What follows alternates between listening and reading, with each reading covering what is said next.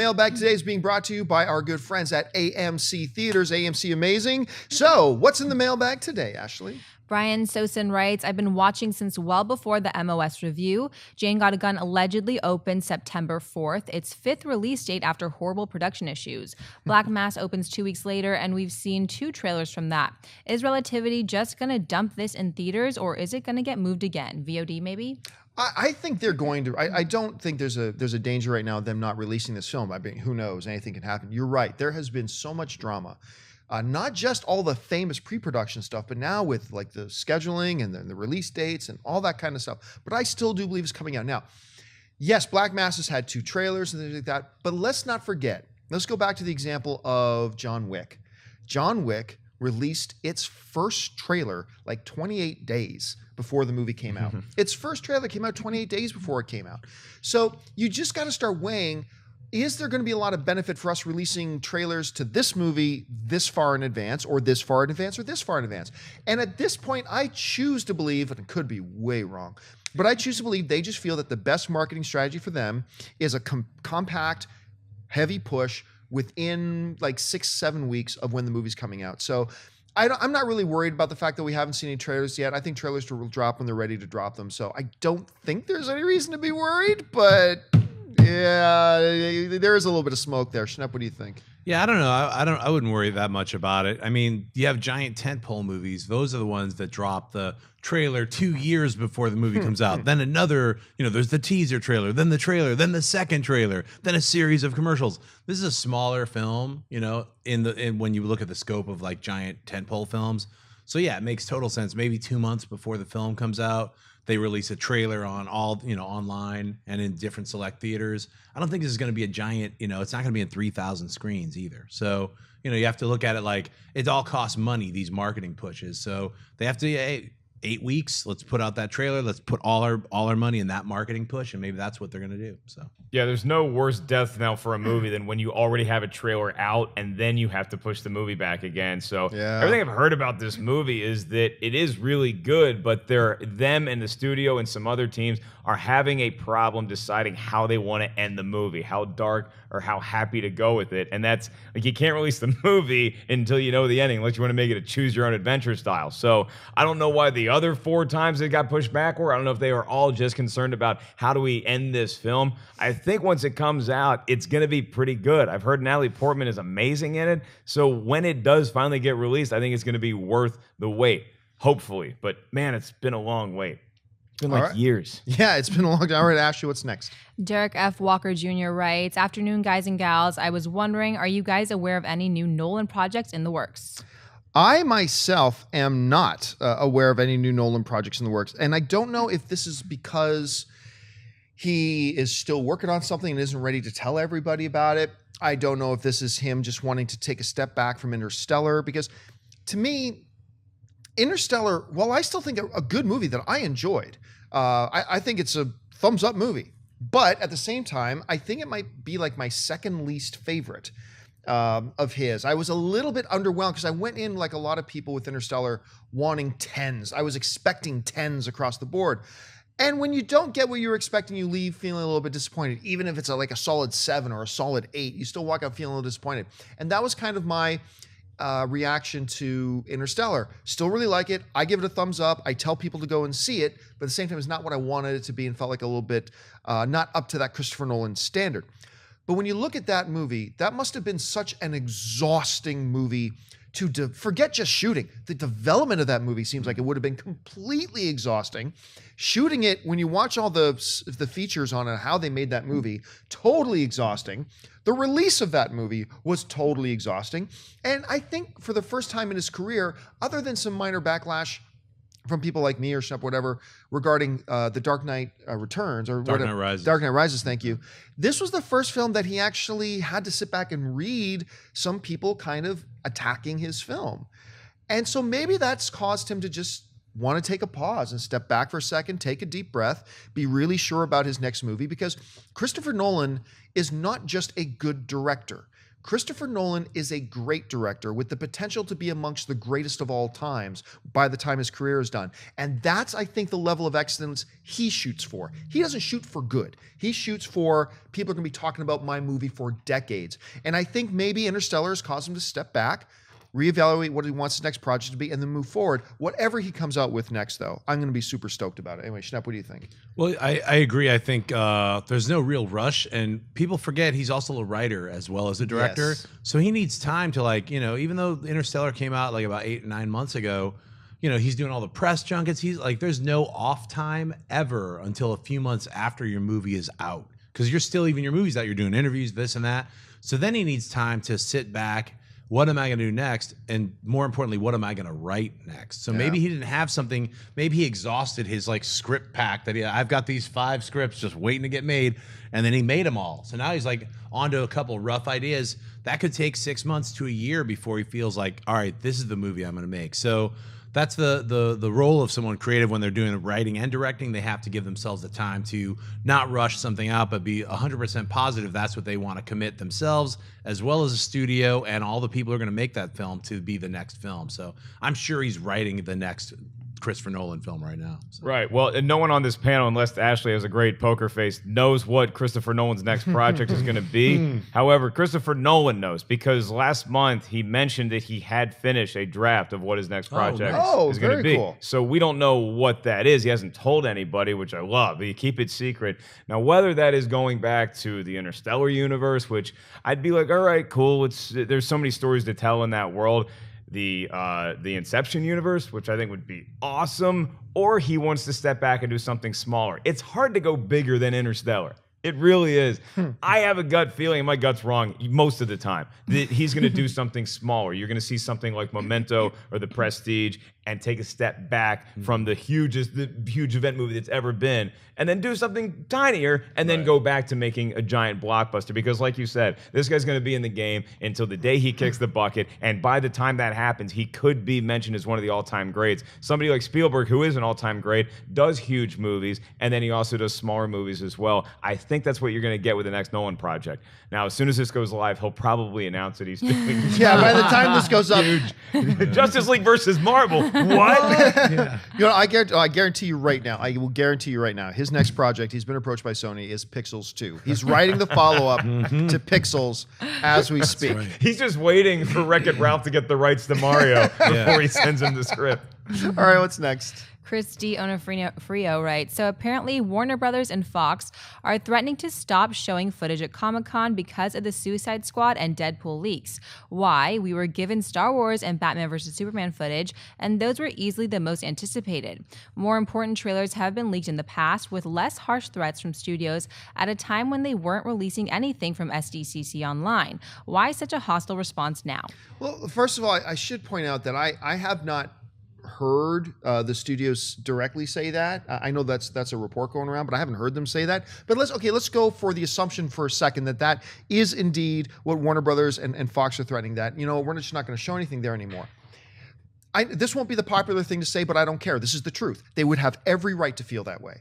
You go, now some do say, well, you should just know if you're going to show something in Hall H at Comic-Con, it's going to leak out. That's not a good excuse. That's not a good excuse.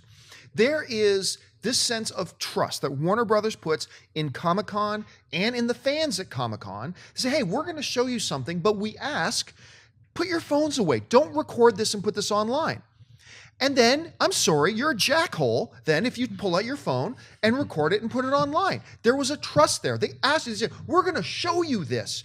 Something for the fans, just for you guys here at Comic-Con.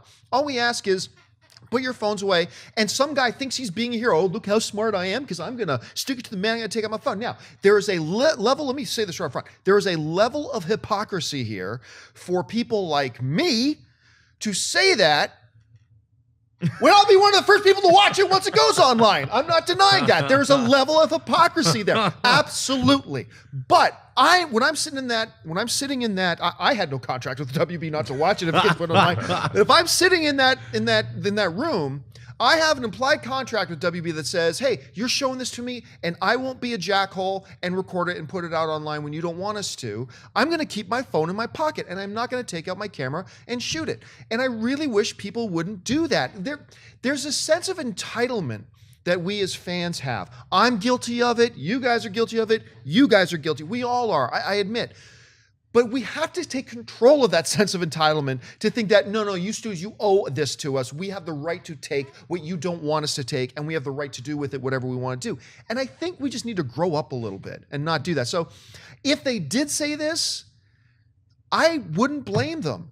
Like if a studio thinks, okay, for ComicCon, for the fans there who line up and like it's so important to them that they book time off work and they travel to San Diego, fine, for those folks, we want something special for them. We're going to show it to them. Even though we don't want to show this to the public yet, we'll show it to you guys at Comic-Con. And now they have to worry about, well, let's not show anything at Comic-Con that we're not ready to go public.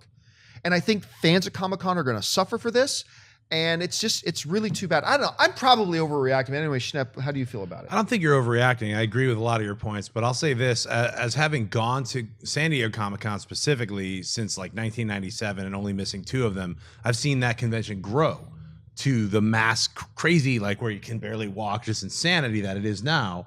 And Hall H has always been giant, but it was never 100% filled except for 1 or 2 panels. There weren't those crazy lines. There was like, oh, the panel that you've got to see. And then there was always room for other people to go see, see things. I think there was a mutual respect thing. But one thing that happened in between that period of time and now is what we all live in, the internet, which really exploded broadband, the ability to walk around with a digital phone and just watch stuff. And I mean, all those things are now just a norm. And so with that comes, I think, an added responsibility to all of the studios, which wasn't there, say, even 10 years ago, which when you bring something to San Diego Comic-Con to, throw it down and be like, hey, this is for the fans. Granted, those fans who are seeing it in Hall H are going to see it for the first time. But honestly, when you have 7,000 people in there, there is always going to be that one jackhole. And we're going to watch that jackhole's video. That's how I saw the Suicide Squad trailer, because I couldn't get into, I didn't even have time to stay in line. I was there, but I was like running a booth. So I couldn't possibly get into Hall H. So I appreciate that one jerk who put it online. I'm like, thank you. Because even though I'm watching a weird trapezoidal, mishy-mashy screen with bad sound, that's something that I saw that trailer and I was like, wow, I cannot wait to see that movie. And guess what? It's completely free advertising for every single studio that brings their movie or whatever that is that they're bringing there. I don't want to hear their excuse. It wasn't ready. If it wasn't ready, don't show it to anybody. If you're bringing it to show it to 6,000 fans, imagine all the millions of other fans who desperately want to see that. Drop it like all these other studios did the next day and don't complain about it like some babies. I disagree with you, because what's the alternative now? Like, there's no alternative. If I'm Warner Brothers now, it's like, oh, so if I'm not ready to show this to the whole world, then I can't show it to Comic-Con? No, you should. Okay, then we're not showing it What at you Comic-Con. should do then, if you were Warner Brothers and say you drop some footage like Batman v Superman, you immediately put it online the very next like 3 hours, which is what they did. And that's the proper thing that they did with Batman v Superman. Everyone at Hall H got to see that like 5 hours or 4 hours before the whole world did. And that's the cool exclusive. You get to see it first. We're going to release it later. That Suicide Squad trailer is great. There's nothing to be afraid of. There's not like unfinished weird things. There's not a weird cardboard box moving across screen. Every shot's done. It's music. Everything's there. There's nothing to be embarrassed about. Like that complaint about we weren't ready and like blaming the internet. It's like, sorry, I'm not going to buy it. They showed it to 6,000 fans. They should have expected it. It's going to get leaked. What they should have been ready to do is just put it online, because that way they would have gotten the next 24 million people watching it. They put it online. Everybody exploded and loved the trailer. I'm just saying, it's like, if you're going to bring something to a gigantic mass hall like Hall H, 6,000 people, you could do a very much more controlled screening if you wanted to, and like hand out wristbands, and like we've rented out this 300 seater. It's a super exclusive. Leave your cell phones here. So if you really cared that much about it and didn't want to sound like crying babies, you would have went that next step instead of like slapping your fans on the wrists. That's what it looks like. I mean, like, I still disagree, because I think what we're doing now is putting the studios in a position where they have to go, okay, we have this Suicide Squad trailer, and because of our marketing strategy, the best time for us to drop this trailer is in 3 months. but the fans at Comic-Con really want to see it. Now, what we've done is we've backed the studios into a corner where they're going to say, okay, so from now on, we can't bring anything to Comic-Con that we're not ready for the world to see now. So no more exclusives for people at Comic-Con, because now we know that if we bring something there, we have to put it out to the world right away. And if we're not ready, or we don't think it fits into our marketing plan to put it out right now, then no footage for you at Comic-Con. And that's what I fear. Like, I fear that happening.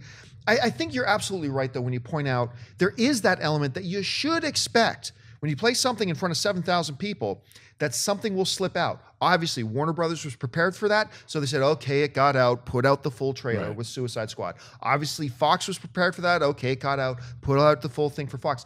But obviously, Deadpool, they said, look, we're going to put it out in 3 weeks. 3 weeks, yes. Which is great. So now what I fear is that the fans at Comic-Con are going to suffer in the future, because studios will now know we can't bring anything to Comic-Con that we're not ready to put out to the world right now. That's where I just disagree with you. I think the fear thing is, it shouldn't be there. It's like, hey, look, they should be ready for the fans to accept it. They should be ready for the fans to see it. They should change their marketing plans if they haven't already and adjust to the giant monster that San Diego Comic-Con is, and just, hey, this is our marketing plan now. We're going to get all those people. It's free advertising. Don't be stupid and be weird. Our marketing plan for 3 months, shut up. I don't believe it. So you think your marketing plan should be completely circled around the 6,000 people are going to be at Comic-Con? It's not the 6,000. It's not the 6,000 people. It's the people leaking it.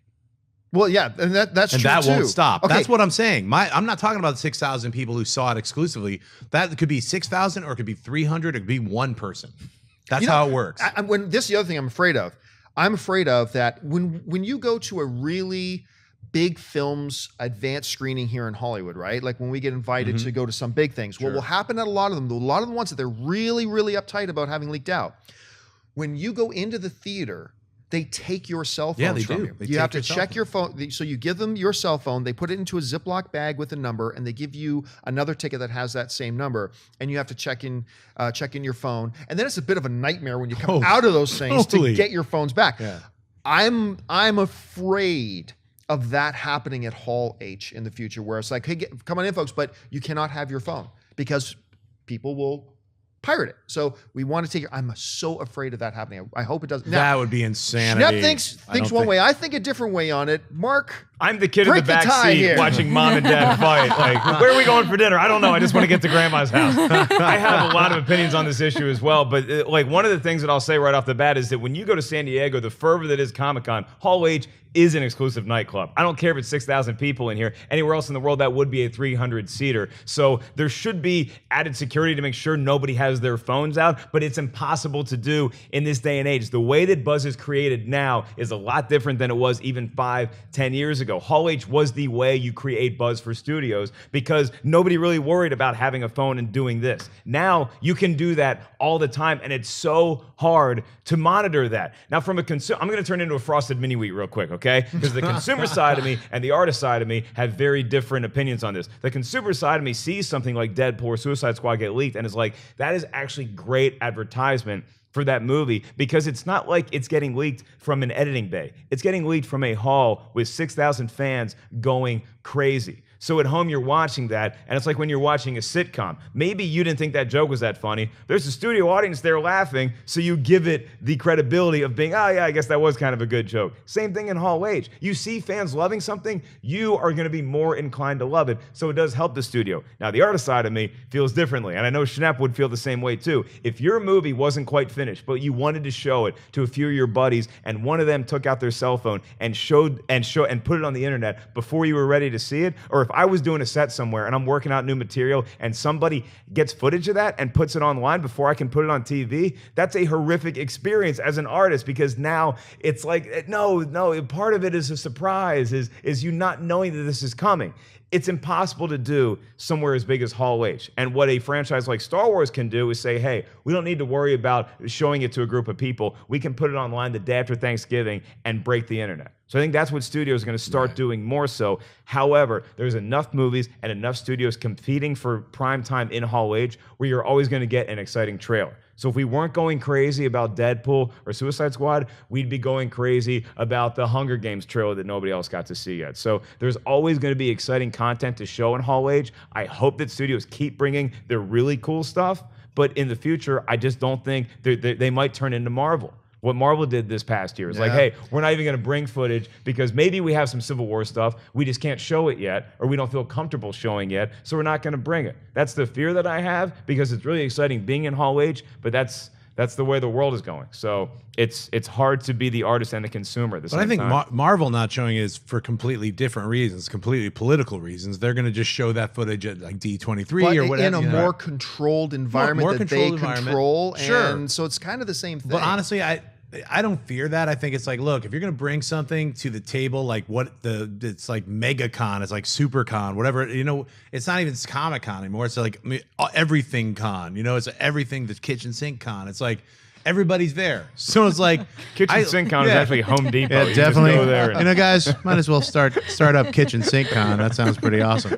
But are you guys ready for the Jet Spray 3000? I used to love those exclusive previews that then you would come back and be like, my God, I saw this amazing stuff. That's not the world we live in now. That's all I'm saying. And I think studios should be prepared for that and not slap the hand of the fans that it's just going to get talked about. It's going to get spread around. That's our culture now, our phone culture. You can't get mad at everybody. It's like, look, you accept it and bring it into your marketing plan because it works. Look at the numbers of every single one of those leaked trailers. And then when they leak, the leaked ones don't even have the numbers that the actual real one. When they finally were like, look, we're going to put the Suicide Squad up. Bam, like 15, but it would have had those numbers that they released it in 3 weeks. But I think ultimately we agree on a bunch of the key points here. Because what we're actually talking about are several different issues. If we just bring it down to the issue of, okay, if the studio is going to show you footage in Hall H and they ask you, please do not take out your phone and record this, we all agree you should not take out your phone and record this. Enjoy watching it. Right. Yeah. If a studio does bring their stuff and show it, they should be prepared that it may very well, and there's a high probability that it will leak. I think we all agree on that. And I think we all also agree that then if you're a studio, don't bring something to Comic-Con unless you are indeed ready for the world to see it and you want the world to see it and you don't have a big problem with the world seeing it right now. I think we all agree on that as well. Yep. And I think we also all agree that there is, you may not on this, there's a bit of a fear then that like Marvel, like maybe some others, that Warner Brothers or Fox, that these guys at this point may go, okay, we're not going to bring the super cool stuff anymore. And I'm worried about that. I'm just a little bit worried about it. Whether they should or shouldn't think that way, that's another issue too. But I'm a little bit worried about those things. We might have all overreacted to this just a little bit anyway, because this is the file from Comic-Con. It's the same thing when Halloween night, you get a bunch of candy and your parents say, don't eat all that candy, you're going to get sick. The next day, you eat all the candy, you get sick, and your parents yell at you. What's going to happen next year? Well, same thing. You're going to go trick-or-treat, you're going to get your candy, and you're going to eat too much of it again. Yeah, I was going to say you don't eat all of it because there might be a razor blade in one of them. It's like because that's in the world we live in. Yeah,